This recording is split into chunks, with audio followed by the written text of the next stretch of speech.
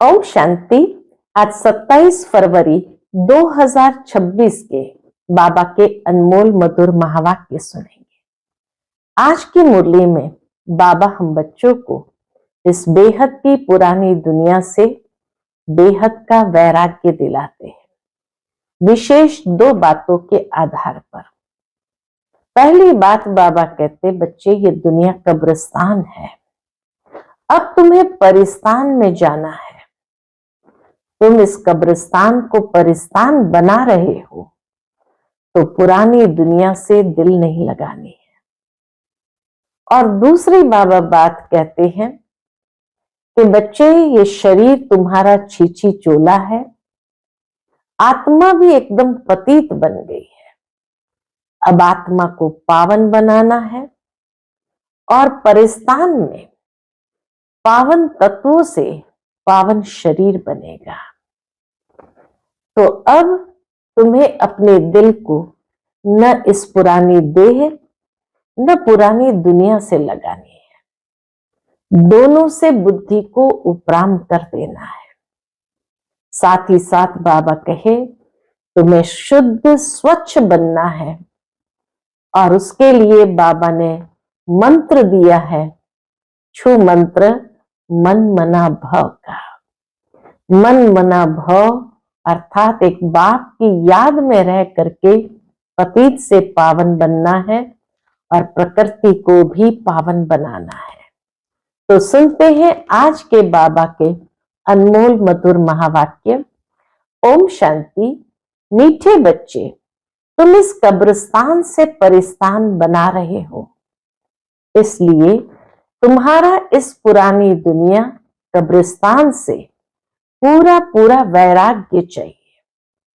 आज की मुरली से प्रश्न है, बेहद का बाप अपने रूहानी बच्चों का वंडरफुल सर्वेंट है, कैसे? उत्तर है, बाबा कहते बच्चे मैं तुम्हारा धोबी हूं, तुम बच्चों के तो क्या सारी दुनिया के छीछी गंदे वस्त्र सेकंड में साफ कर देता हूं। आत्म रूपी वस्त्र स्वच्छ बनने से शरीर भी शुद्ध मिलता है। ऐसा वंडरफुल सर्वेंट है जो मन मना भाव के छू मंत्र से सबको सेकंड में साफ कर देता है। ओम शांति। ओम शांति का अर्थ बच्चों को बाप ने समझाया है। अहम आत्मा का स्वधर्म है शांति। शांति धाम जाने के लिए कोई पुरुषार्थ नहीं करना पड़ता है। आत्मा स्वयं शांत स्वरूप शांति धाम में रहने वाली है। हाँ, थोड़ा समय शांत रह सकती है, फिर सदाकाल के लिए कोई शांति में नहीं रह सकता है, अर्थात मोक्ष किसी को मिल नहीं सकता है, क्योंकि ये दुनिया खेल है जिस खेल में हर एक को आना है। आत्मा कहती है मैं कर्मेंद्रिय के बोझ से थक गई हूं, मैं अपने स्वधर्म में टिक जाती हूं, शरीर से अलग हो जाती हूं, परंतु कर्म तो करना ही है। शांति में कहां तक बैठे रहेंगे? इतना बाबा प्रैक्टिकल कि कहां तक शांति में बैठे रहेंगे? कर्म तो करना ही है। आत्मा कहती है हम शांति देश के रहवासी हैं, सिर्फ यहां शरीर में आने से मैं टॉकी बना हूं। अहम आत्मा अविनाशी, मम शरीर है विनाशी। आत्मा पावन और पतित बनती है। सतयुग में 5 तत्व भी सतो प्रधान होते हैं, यहां 5 तत्व भी तमो प्रधान है। सोने में खाद पड़ने से सोना पतित बन जाता है, फिर उनको साफ करने के लिए आग में डाला जाता है। इनका नाम ही है योग अग्नि। याद में रहना अर्थात योग अग्नि। दुनिया में तो अनेक प्रकार के हठ योग आदि सिखलाते हैं, उनको योग अग्नि नहीं कहा जाता है। योग अग्नि यह है जिससे पाप जलते हैं, आत्मा को पतित से पावन बनाने वाला परमात्मा है। बुलाते हैं, हे पतित पावन आओ। ड्रामा प्लान अनुसार सबको पतित तमो प्रधान बनना ही है। ये झाड़ है, इनका बीज रूप ऊपर है। ये झाड़ है, बाबा कहे इनका बीज रूप ऊपर में है। बाप को जब बुलाते हैं, बुद्धि ऊपर चली जाती है, जिससे तुम वर्षा ले रहे हो, जो अब नीचे आया हुआ है। कहते हैं मुझे आना पड़ता है। शिव बाबा बाप कहते हैं मुझे आना पड़ता है। मनुष्य सृष्टि का जो झाड़ है, अनेक वैरायटी धर्मों का, वह अब तमो प्रधान पतित है। जड़ी भूत अवस्था को पाया हुआ है। बाप बैठ बच्चों को समझाते हैं। सतयुग में देवताएं, कलयुग में है असुर। बाकी असुर और देवताओं की लड़ाई लगी नहीं है। तुम इन आसुरी 5 विकारों पर योग बल से जीत पाते हो। बाकी कोई हिंसक लड़ाई की बात नहीं। तुम कोई भी प्रकार से हिंसा नहीं करते हो, कभी किसको हाथ भी नहीं लगाएंगे। तुम डबल अहिंसक हो। काम कटारी चलाना ये तो सबसे बड़ा पाप है। बाप कहते हैं ये काम कटारी आदि मध्य अंत दुख देती है। विकार में नहीं जाना चाहिए। देवताओं के आगे महिमा गाते हैं ना, आप सर्वगुण संपन्न, 16 कला संपूर्ण। आत्मा कहती है, क्या कहती है आत्मा? हम पतित बने हैं, तब तो बुलाते हैं, हे पतित पावन आओ। जब पावन है तब तो कोई नहीं बुलाते हैं। बाबा कहते जब पावन है तब तो कोई को बुलाते ही नहीं है। उनको स्वर्ग कहा जाता है। पावन दुनिया को स्वर्ग कहा जाता है। यहाँ तो साधु संत आदि कितनी धुन लगाते हैं, हे पतित पावन सीताराम। बाप कहते हैं इस समय सारी दुनिया पतित है, इसमें भी किसका दोष नहीं है। सारी दुनिया पतित है तो इसमें किसी का दोष नहीं है। ये ड्रामा बना बनाया है। जब तक मैं आऊं, इन्हों को अपना पार्ट बजाना है। ज्ञान और भक्ति फिर है वैराग्य। ज्ञान और भक्ति फिर है वैराग्य। पुरानी दुनिया से वैराग्य, यह है बेहद का वैराग्य। उन्हों का है हद का वैराग्य। तुम जानते हो ये पुरानी दुनिया अब खत्म होनी है। नया घर बनाते हैं तो पुराने घर से वैराग्य हो जाता है। बेहद का बाप कहते हैं अभी तुमको स्वर्ग रूपी घर बनाकर देता हूं। अभी तो है नर्क। स्वर्ग है नई दुनिया, नर्क पुरानी दुनिया। अभी पुरानी दुनिया में रह हम नई दुनिया बना रहे हैं। पुराने कब्रिस्तान पर हम परिस्तान बनाएंगे। यही जमुना का कंठा होगा, इस पर महल बनेंगे। यही दिल्ली जमुना नदी आदि होगी। बाकी यह जो दिखाते हैं पांडवों के किले थे, ये सब है दंत कथाएं। ड्रामा प्लान अनुसार जरूर फिर यह बनेंगे। जैसे तुम यज्ञ तप दान आदि करते आए हो, फिर भी करना होगा। बाबा कहे फिर भी करना होगा। पहले तुम शिव की भक्ति करते हो, फर्स्ट क्लास मंदिर बनाते हो, उसको व्यभिचारी भक्ति कहा जाता है। अभी तुम ज्ञान मार्ग में हो, यह है अव्यभिचारी ज्ञान। यह है अव्यभिचारी ज्ञान। एक ही शिव बाबा से तुम सुनते हो, जिसकी पहले पहले तुमने भक्ति शुरू की। उस समय और कोई धर्म होते नहीं, तुम ही होते हो। तुम बहुत सुखी रहते हो। देवता धर्म बहुत सुख देने वाला है। नाम लेने से मुख मीठा हो जाता है। तो तुम एक बाप से ही ज्ञान सुनते हो। बाप कहते हैं और कोई से न सुनो। यह है तुम्हारा अव्यभिचारी ज्ञान। बेहद के बाप के तुम बने हो। बाप से ही वर्षा मिलेगा नंबरवार पुरुषार्थ अनुसार। बाप भी थोड़े समय के लिए साकार में आया हुआ है। कहते मुझे ही तुम बच्चों को ज्ञान देना है, मेरा स्थायी शरीर है नहीं, मैं इसमें प्रवेश करता हूं। शिव जयंती से फिर झट गीता जयंती हो जाती है, उनसे ही ज्ञान शुरू कर देते हैं। शिव बाबा के अवतरण से ही ज्ञान शुरू हो जाता है। ये रूहानी विद्या तुमको सुप्रीम रूह ही दे रहे हैं। पानी की बात नहीं है, पानी को थोड़ी ज्ञान कहेंगे। पतित से पावन ज्ञान से बनेंगे, पानी से थोड़ी पावन बनेंगे। नदियां तो सारी दुनिया में है ही। ये तो ज्ञान सागर बाप आते हैं, इसमें प्रवेश कर नॉलेज सुनाते हैं। यहां जब कोई मरते हैं तो मुख में गंगा जल डालते हैं, समझते हैं ये जल है पतित से पावन बनाने वाला, तो स्वर्ग में चला जाएगा। यहां भी गौमुख पर जाते हैं, आबू में भी गौमुख पर जाते हैं। वास्तव में गौमुख तुम चैतन्य हो, तुम्हारे मुख से ज्ञान अमृत निकलता है। गौ से दूध मिलता है, पानी की तो बात नहीं। यह अभी तुमको पता पड़ा है। तुम जानते हो ड्रामा में जो एक बार हो गया वह फिर 5000 वर्ष के बाद होगा, हूबहू रिपीट। ये बाप बैठ समझाते हैं, जो सभी का सदगति दाता है।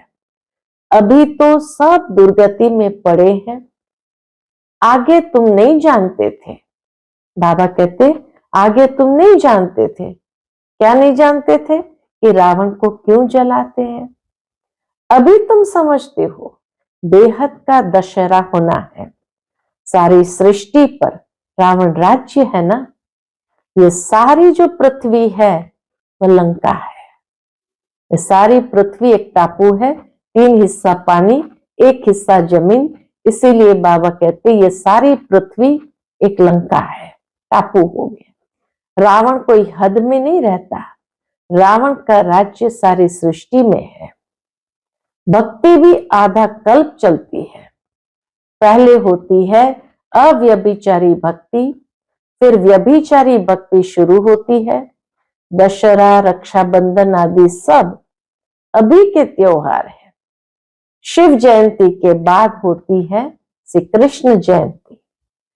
अभी कृष्णपुरी स्थापन होती है। आज कंसपुरी में है, कल कृष्णपुरी में होंगे। श्री कृष्ण थोड़ी यहां हो सकता है। श्री कृष्ण जन्म लेते ही है सतयुग में, वह है फर्स्ट प्रिंस। स्कूल में पढ़ने जाते हैं, जब बड़ा होता है तब गद्दी का मालिक बनता है।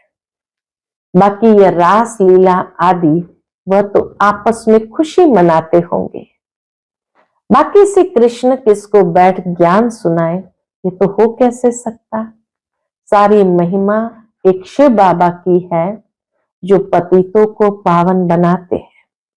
तुम कोई बड़े ऑफिसर्स को समझाओ तो कहेंगे आप राइट कहती हो, परंतु वह और किसी को सुना न सके।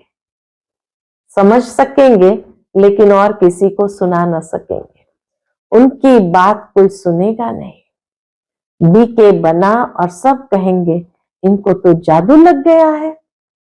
बीके का नाम सुना बस समझते हैं ये जादू करती होगी।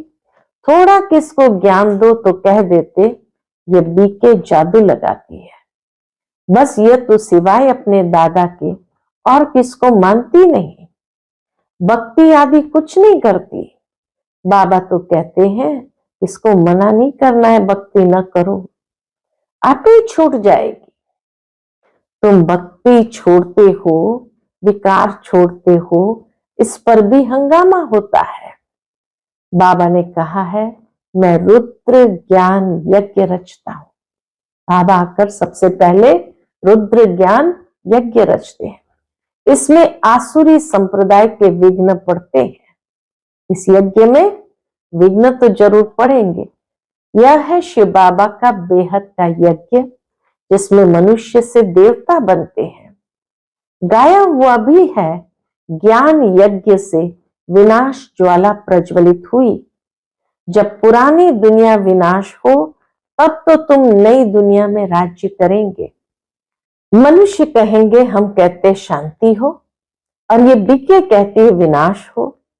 बाप समझाते हैं ये सारी पुरानी दुनिया इस ज्ञान यज्ञ में स्वाहा हो जाएगी।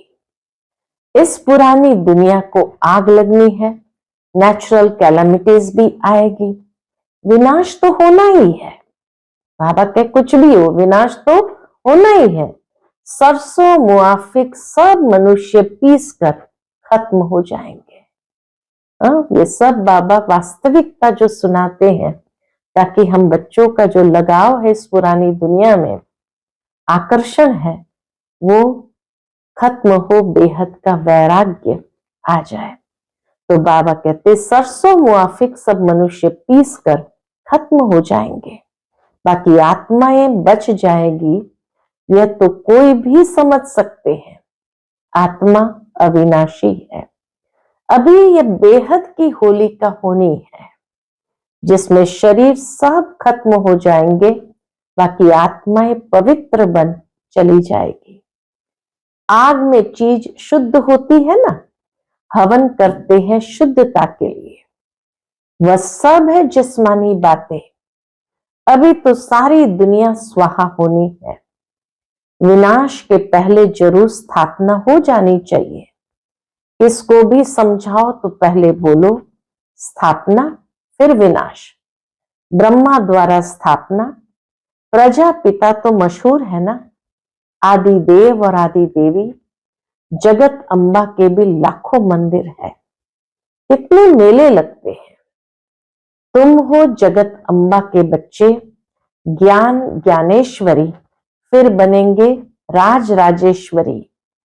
तुम बहुत धनवान बनते हो, फिर भक्ति मार्ग में लक्ष्मी से दीपमाला पर विनाशी धन मांगते हैं। यहां तो सब कुछ मिल जाता है। आयुष्मान भव, पुत्रवान भव। तुम जानते हो हमारी आयु 150 वर्ष की रहती है। बाप कहते जितना योग लगाएंगे उतना आयु बढ़ती रहेगी। तुम ईश्वर से योग लगाकर योगेश्वर बनते हो। तुम ईश्वर से योग लगाकर योगेश्वर बनते हो। मनुष्य तो है भोगेश्वर। कहा भी जाता है विकारी मूत पलिती कपड़ धोए। बाप कहते मुझे धोबी भी कहते हैं।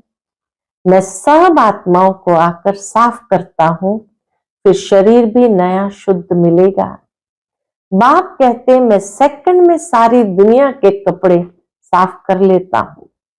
सिर्फ मन मना भव होने से आत्मा और शरीर पवित्र बन जाएंगे। जो मंत्र है ना, सेकंड में जीवन मुक्ति, कितना सहज उपाय है। बाप को याद करो तो पावन बन जाएंगे। चलते फिरते सिर्फ बाप को याद करो, और कोई जरा भी तकलीफ तुमको नहीं देता। सिर्फ याद करना है।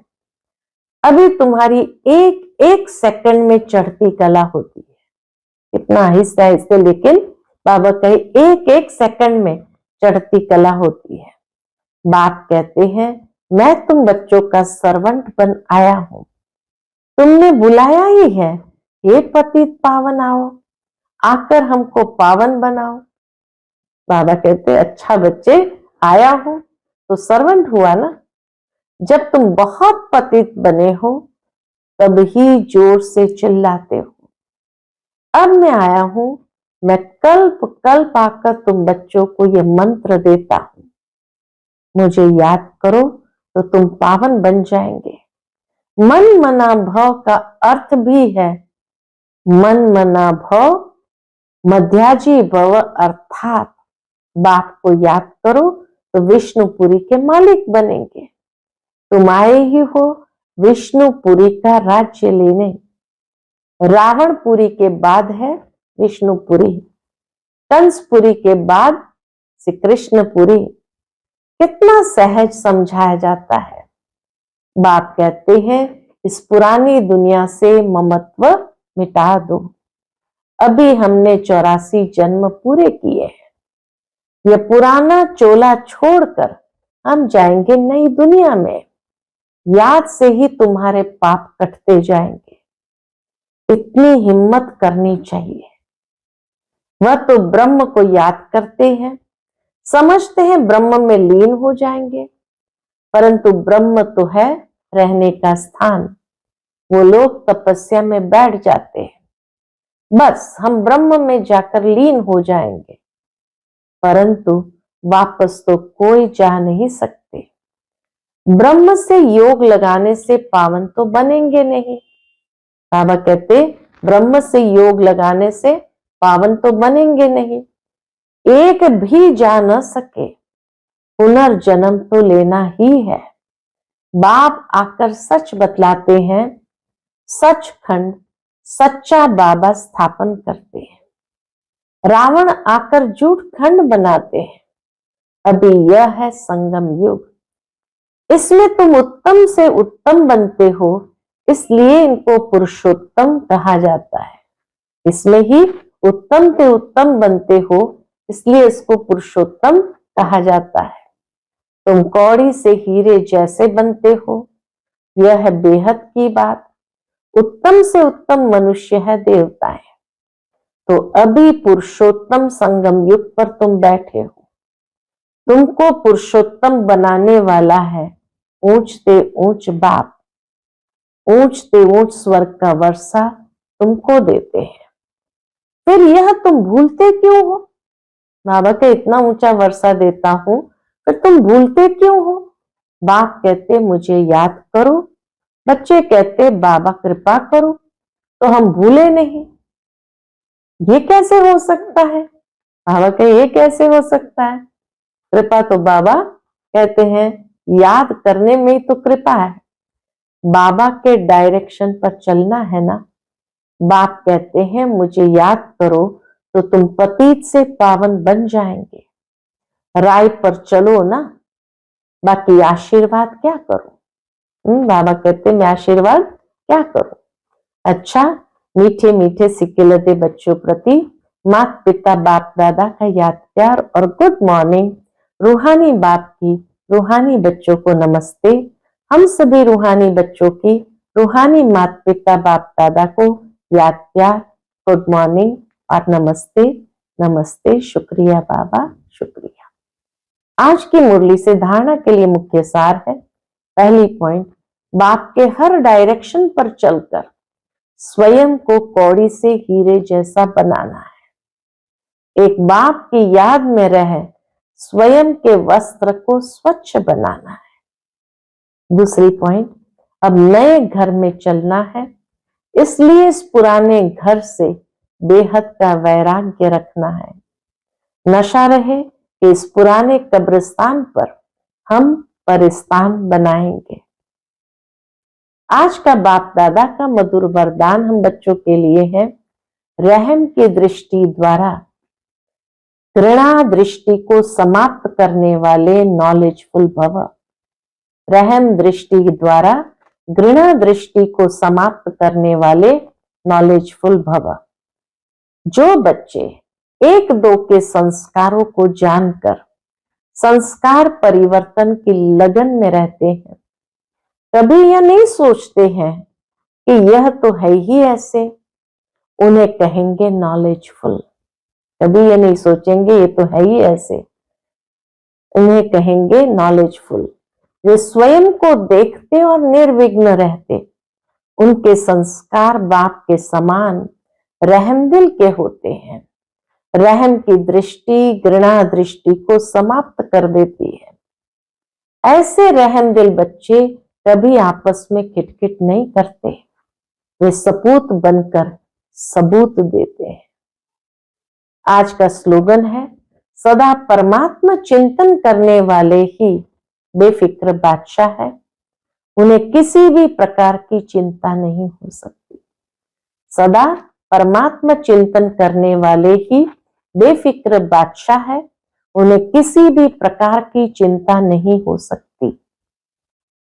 आज का व्यक्ति इशारा एकता और विश्वास की विशेषता द्वारा सफलता संपन्न बनो। उसके अंतर्गत बाबा कहते हैं स्व उन्नति और सेवा की उन्नति दोनों में एक ने कहा, दूसरे ने हाँ जी किया। ऐसे सदा एकता और दृढ़ता से बढ़ते चलो। जैसे दादियों की एकता और दृढ़ता का संगठन पक्का है, ऐसे आप रत्नों का भी संगठन पक्का हो। तो संगठन की शक्ति जो चाहे वह कर सकती है। संगठन की निशानी का यादगार है 5 पांडव। अच्छा, ओ